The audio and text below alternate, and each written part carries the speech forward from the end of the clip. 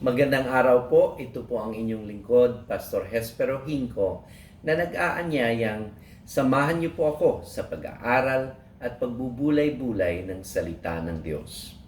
Sa aklat ng Lucas, Kabanata 14, talatang 7 hanggang 17, ito po ang ating mababasa. Nang mapansin ni Jesus na pinipili ng mga inanyayahan ang mga upuang pandangal, sinabi niya sa kanila ang isang talinhaga. Kapag inanyayahan ka ng sinuman sa isang kasalan, huwag kang maupo sa upuang pandangal. Baka mayroon siyang inanyayahang mas kilala kaysa sa iyo. At sa paglapit ng nag-anyaya sa inyong dalawa ay sasabihin niya, "Kaibigan, ibigay mo sa taong ito ang iyong upuan. Mapapahiya ka lamang at uupo ka sa pinakaabang upuan." Sa halip, kung naanyayahan ka, pumunta ka at umupo ka sa pinakaabang upuan. Pagdating ng nag-anyaya sa iyo, sasabihin niya sa iyo, "Kaibigan, lumipat ka sa mas marangal na upuan." Sa gayon ay mabibigyan ka ng dangal sa harap ng mga kasalo mo. Sapagkat ibababa ang sinumang nagtataas ng sarili, ngunit ang nagpapakababa ay itataas. Sinabi rin niya sa nag-anyaya sa kanya, "Kapag naghanda ka ng tanghalian o hapunan, huwag mong anyayahan ang mga kaibigan mo, o ang iyong mga kapatid, o ang iyong mga kamag-anak, o ang mayayaman mong kapitbahay. Baka anyayahan ka rin nila at sa gayoy masusuklian ang iyong pag-anyaya. Ngunit kung maghahanda ka ng piging, anyayahan mo ang mga dukha, mga pilay, mga lumpo, at mga bulag. Pagpapalain ka sapagkat hindi nila mababayaran ang iyong ginawa. Mababayaran ka na lamang sa muling pagkabuhay ng mga matuwid." Sino ba sa atin ang hindi nagnanasang maging dakila? Sino ba sa atin ang hindi matutuwa kung makakatanggap ng parangal? Likas sa atin ang magnasang maitaas, umangat sa buhay, at katayuan sa lipunan. Dito sa mga binasa natin, malinaw na tinuturo sa atin ng Panginoong Hesus na ang susi ng kadakilaan ay ang pagpapakumbaba. Sabi nga doon sa talatang 11, "Sapagkat ibababa ang sinumang nagtataas ng sarili, ngunit ang nagpapakababa ay itataas." Ang tanong natin ngayon sa ating sarili ay, papaano ba ang maging dakila sa harapan ng Diyos? Sa mga pahina ng Biblia, sa salita ng Diyos ay makikita natin ang napakaraming mga kwento tungkol sa mga taong naging dakila sa harapan ng Diyos. Mga taong naging kagamit-gamit, kapaki-pakinabang sa pamahalaan ng ating Panginoon. At sa mga buhay nila, sa mga salaysay tungkol sa kanilang mga ginawa, ay makikita natin ang ilan sa mga matuturing nating mga gawa at kaugalian ng mga dakila.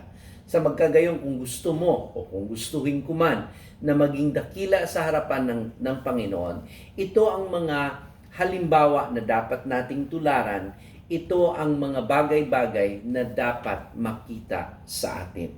Okay? Sa pagkakataong ito, tutunghayin po natin ngayon ang mga dakilang gawa at kaugalian nila. Una, mapapansin natin na ang mga dakila sa harapan ng Diyos ay laging naglilingkod. Okay.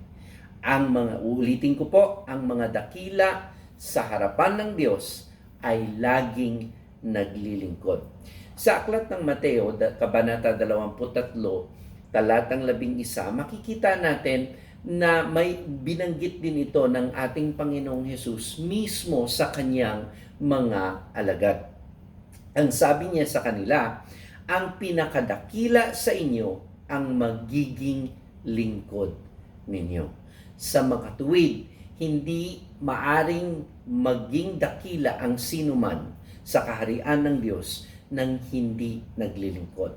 At sa kabilang banda, ang sinuman na laging naglilingkod ay dadakilain ng Panginoon.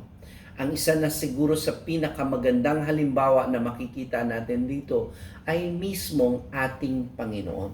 Hindi ba na makikita natin sa aklat ng Juan, Kabanata 13, ang Panginoon ay naghugas ng paa ng kanyang mga alagad. Nung ginawa niya ito, mismong ang kanyang mga alagad ay nagulat.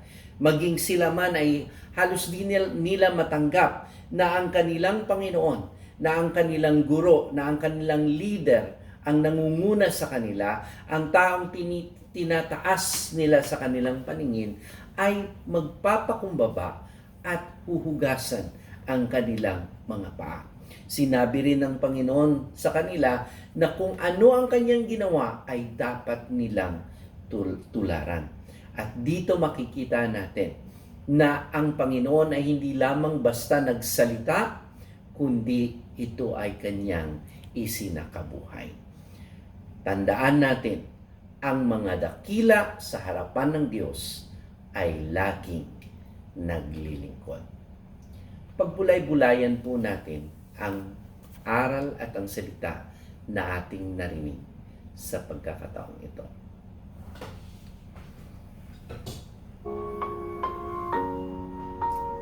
Tayo po ay manalangin.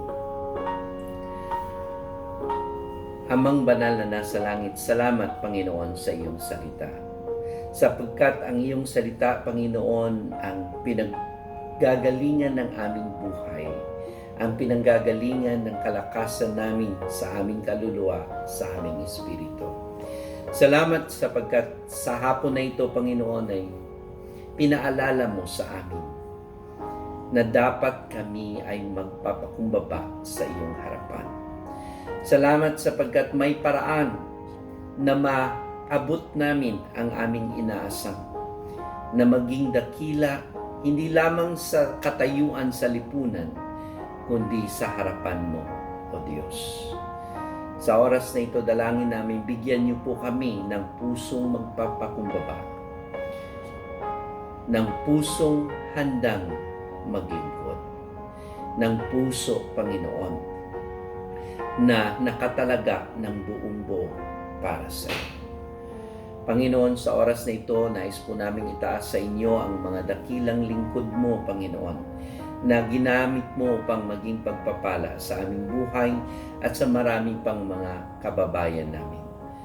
O Diyos, tinataas namin sa iyo si Bishop Gerson at si Pastora Sandra Swan, na ginamit mo, Panginoon, bilang mga pastor namin at mga lingkod namin, Panginoon, dito sa COMC, Panginoon, sa Baytown. Dalangin namin, O Diyos, na ikaw magpala ng kanilang buhay at maging, Panginoon, ang gawain itinalaga mo sa kanilang mga balikat.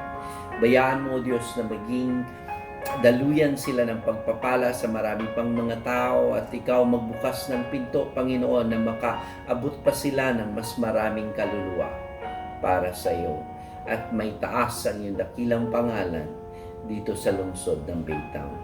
Ganon din, Panginoon, ang aming kapwa manlilingkod, O Diyos, na si Pastora Sonia Washington.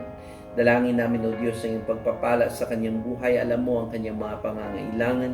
Alam mo, Panginoon, ang mga katungkulan, O Diyos, na kanyang pinamamahalaan. Panginoon, bigyan mo po siya ng talino, bigyan mo po siya, Panginoon, ng tamang mga pananalita, O Diyos, sa mga taong kanyang papayuhan, Ama, sa mga taong kanyang kakausapin at ang mga pangungusap na nais mong may pahayag sa lahat na makikinig sa Kanya. Dalangin din namin sa iyo, Panginoon, si Pastor Nar at si Pastora Pines Barte, Panginoon, doon sa New Jersey, O God. Dalangin namin, O Diyos, na ikaw, Panginoon, ang patuloy na gumamit sa kanila bilang mga instrumento mo, Panginoon, na abutin ang mga bahay-bahay at ang mga pamilyang Pilipino, Panginoon, doon sa New Jersey. Ama, dalangin namin, O Diyos, na ikaw ang kumilos sa isang makapangyarihang pamamaraan sa kanila at makita ng lahat, O Diyos, na sila ay iyong lingkod sapagkat ang iyong pagpahid, Panginoon, ay sumasa kanila. Kumilos ka, Panginoon, at gumawa ka ng mga himala, Ama, at malalaman ng lahat, ikaw ay buhay at makapangyarihan sa kanilang buhay. Dalangin namin, Panginoon, si Bishop Ray Liarena. Nagpapasalamat kami sa kanyang buhay at sa lahat ng kanyang paglilingkod sa iyo. Kung paano naabot, Panginoon, ang maraming mga kaluluwa, O Diyos, at ang maraming mga bayan, Panginoon, na kapahayagan ng iyong salita sa pamagitan niya. Salamat, Panginoon, sabagat kumikilos ka sa kanyang buhay. Diyos, dalangin namin, bigyan mo po siya ng karagdagan pang lakas, karagdagan pang talino, at karagdagan pang mga lupain, O Diyos, na maaabot, Panginoon, para sa iyong kapurihan at kaluwalhatian. Natas din namin sa iyo, Panginoon, ang iyong lingkod na si Pastor Jaren at si Pastora Rose Lapazaran, O Diyos, na ginagamit mo na namumuno, O Diyos, sa mga simbahang Diyos na Pilipino dito sa Estados Unidos, Panginoon. Salamat, Panginoon, sapagat ikaw, O Diyos, ang naghirang sa kanya at meron kang layunin na dakila para sa kanya. Bayaan mo, Panginoon, na siya'y manatiling masigasig at tapat, O Diyos. At huwag mo pong ipahintulot, Ama, na may mga bagay na makakahadlang sa kanya para tuparin ang iyong pagtawag sa kanyang buhay. O Diyos, pangalagaan mo ang kanyang kalusugan, ang kalakasan ng kanyang katawan, ng kasiglahan niya, Panginoon, sa paglilingkod sa iyo. Mapagpurihan ka at maluwalhati ka sa ginagawa mo sa iyong simbahan, Panginoon, sa iyong iglesia, sa pamagitan, O Diyos, ng mga dakila mong lingkod na ito. Sa iyong kapurihan, ito ang aming samot dalangin sa pangalan ni Jesus. Amen at amen.